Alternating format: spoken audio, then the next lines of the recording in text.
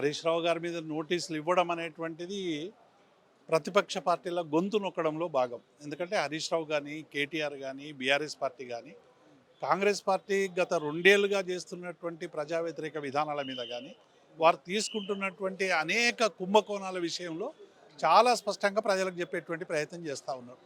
దాంతో ఫ్రస్ట్రేషన్లోకి పోతూ ఉన్నారు. మొన్న పంచాయతీ ఎన్నికల్లో కూడా గ్రామీణ ప్రాంత ప్రజల ఓటర్లు కూడా ఒక సాహసోపేతమైనటువంటి నిర్ణయం తీసుకొని రాజ అధికార పార్టీకి వ్యతిరేకంగా కూడా దాదాపు 4,000కు పైగా సర్పంచ్ స్థానాలు గెలుచుకున్నటువంటి నేపథ్యాన్ని చూసాం.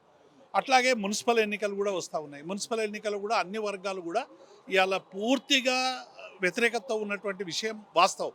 కాబట్టి ఈ ఫ్రస్ట్రేషన్లో భాగంగా డైవర్షన్ పాలిటిక్స్ కోసం ఇవాళ హరీష్ రావు గారిని అరెస్ట్ చేయడం అంటే ప్రతిపక్షాలని అరెస్ట్ చేయడం, ప్రతిపక్షాల గొంతు నొక్కడం, ప్రశ్నించే వాళ్ళని అణిచివేయడం.